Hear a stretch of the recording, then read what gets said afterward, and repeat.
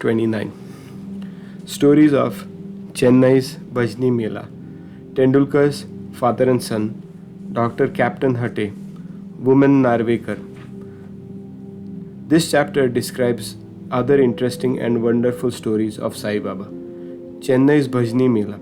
It was in the year 1916 when a Chennai's Bhajani Mela party of the Ramdasi Panth started on a pilgrimage to the holy city of Banaras.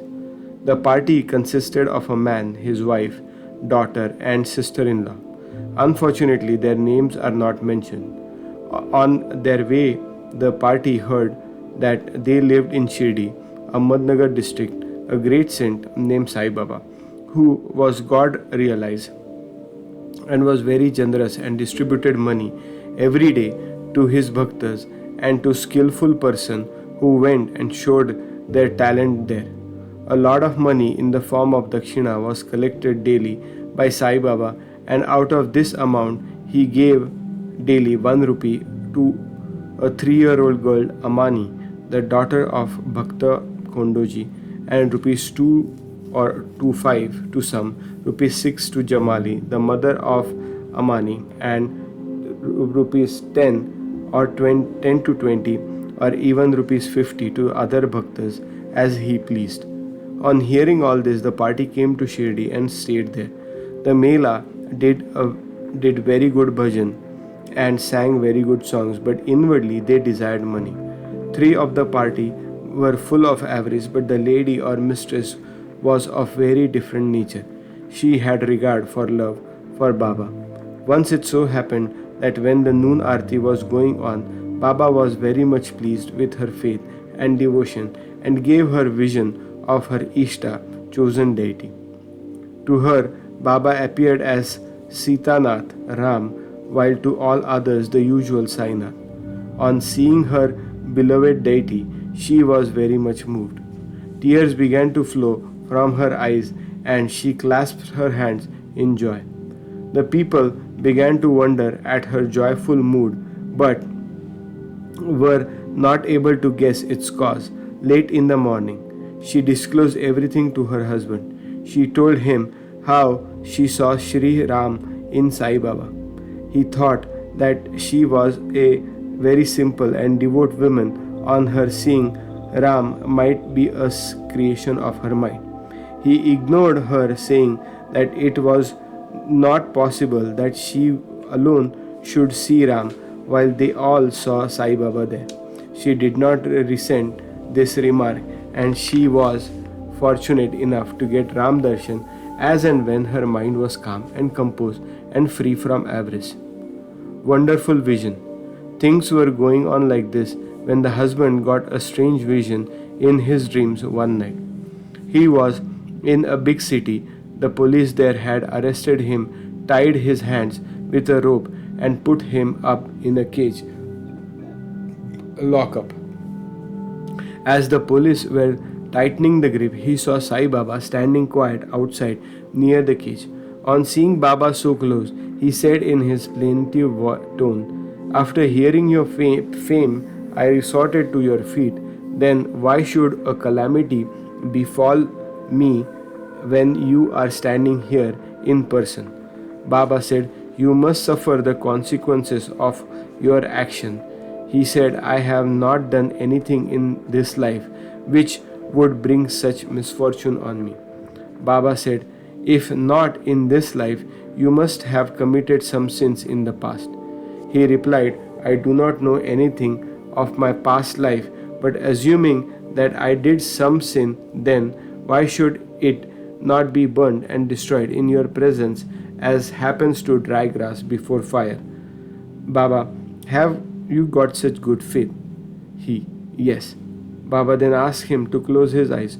No sooner did he shut them than he heard a thumping sound of something falling down, and after opening his eyes, he saw that he was free and the police fallen down, bleeding.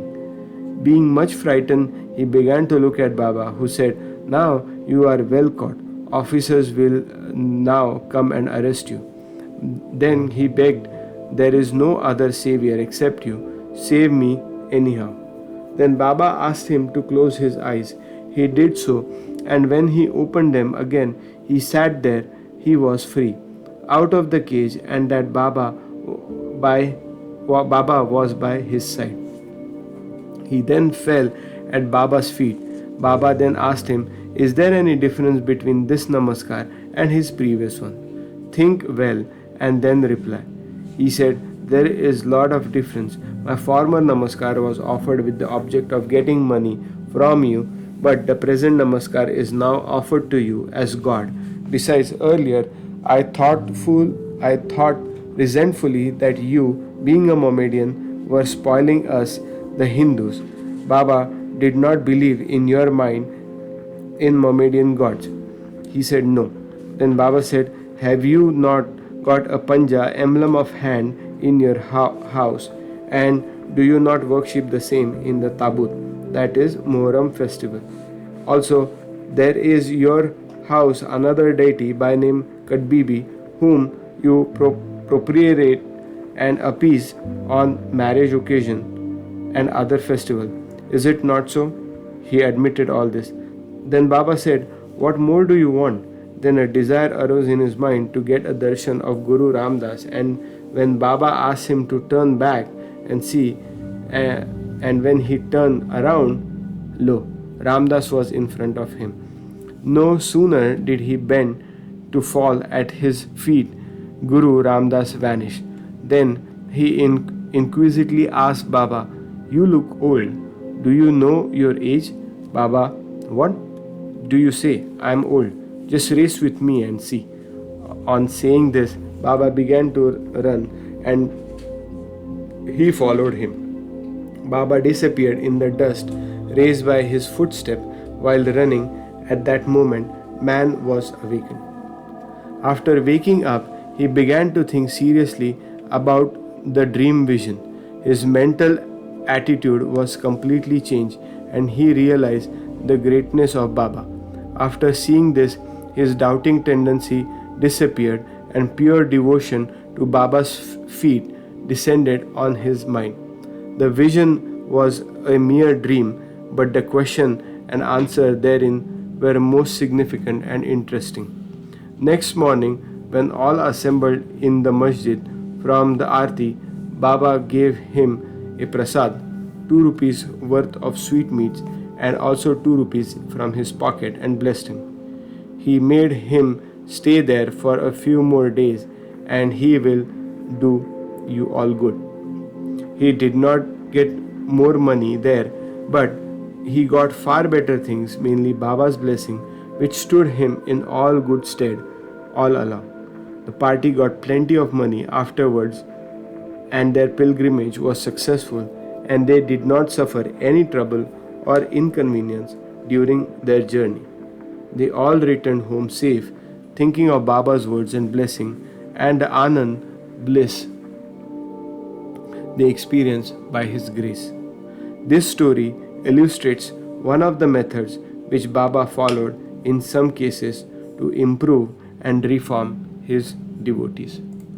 Tendulkar family. There lived in Bandra, a suburb of Mumbai, a Tendulkar family, all the members of which were devoted to Baba. Mrs. Savitribai Tendulkar had published a Marathi book named Shri Sai Mela, containing 200 abhangas and padas describing the Leelas of Baba. It is a book worth reading by those who are interested in Baba. The son, Baba Tendulkar, was studying hard day and night and wanted to appear for the medical examination. He consulted some astrologers. On examining his horoscope, they told him that the stars were not favorable that year and that he should appear for examination next year when he would be certainly successful. This cast a gloom over him and made him restless. A few days afterwards, his mother went to Shirdi and saw Baba. Among other things, she mentioned the gloomy and morose condition of her son, who was to appear for examination in few days. On hearing this, Baba said to her, "Tell your son to believe me, to throw aside horoscopes and predictions of astrologer, and palmist and go on with his studies. Let him appear for the examination with a calm mind. He is sure to pass this year. Ask him to trust me and not to get disappointed." The mother returned home and communicated Baba's message to her. Then he studied hard and in due course appeared for the examination.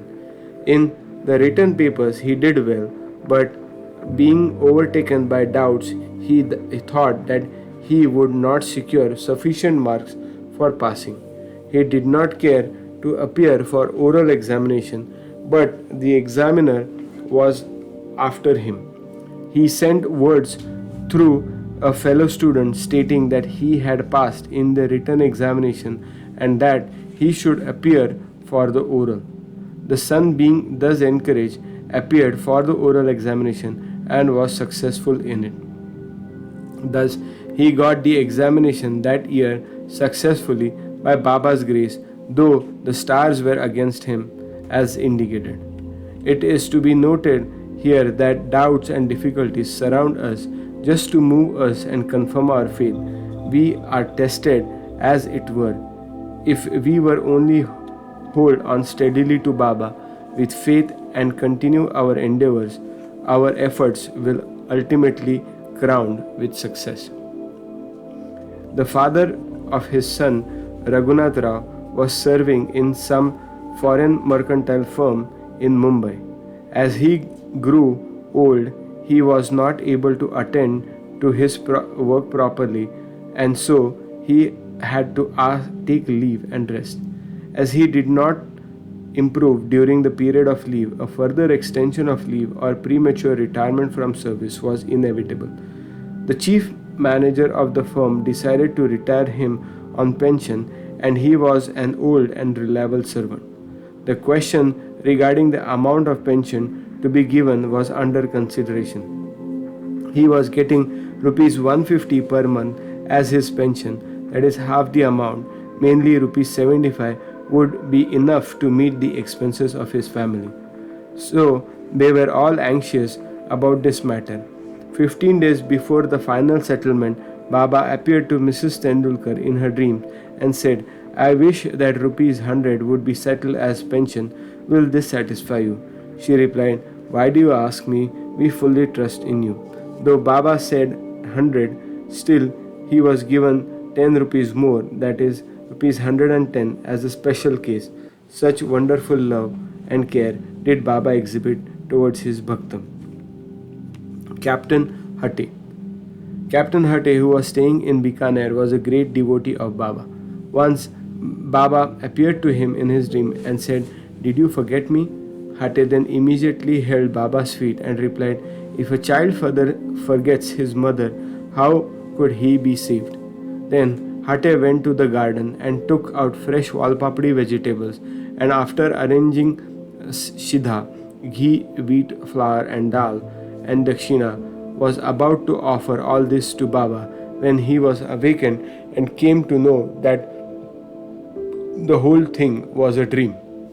Then he decided to send all these things to Baba at Shirdi. When he came to Gwalior some days afterwards, he sent rupees 12 by money order to a friend with instructions that rupees 2 should be spent in buying snida articles and walpapdi vegetables, and those should be offered to Baba as rupees 10 as dakshina. The friend went to Shirdi and purchased the things mentioned, but walpapdi was not available. In short time, a woman turned up in the basket on her hand, which curiously enough contained the walpapdi vegetable. It was purchased, and then all the things were offered to Baba on behalf of Captain Hati. Mr. Nimonkar prepared the Naivedya, rice and walpapdi vegetables next day and offered the same to Baba.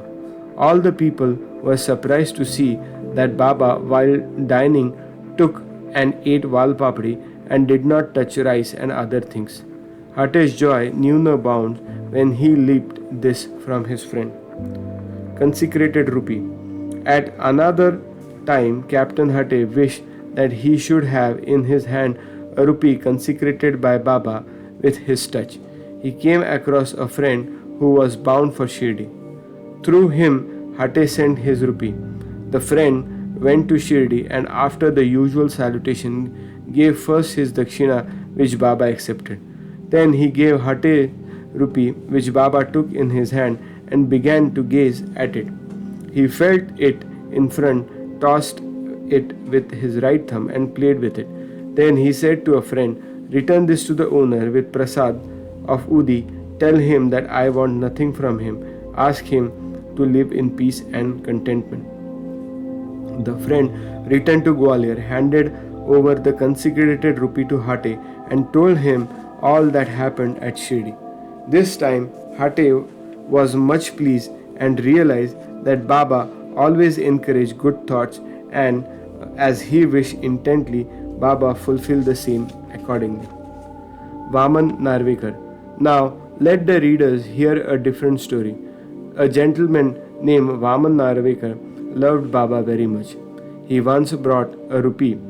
On one side obverse of it was engraved the figures of Ram, Lakshman and Sita, and the other side, reverse side, was engraved the figure of Maruti with folded hands. He offered it to Baba with a hope that he should consecrate it with his touch and return to him with Udi. But Baba immediately pocketed it. Then Shama spoke to Baba regarding Vaman Rao's intention and requested him to return. Then Baba spoke in presence of Vaman Rao. Why should it be returned to him? We should keep it ourselves. If he gives rupees 25 for it, it will be returned. Then for the sake of that rupee, Vaman Rao collected rupees 25 and placed them before Baba. Then Baba said, the value of that rupee far exceeds rupees 25. Shama, take this rupee, let us have it in our store. Keep this in your shrine and worship. Now, no one had the courage to ask Baba why he followed this peculiar action. He only knows that what is best and most suitable for each and all. Bow to Shri Sai. Peace be to all.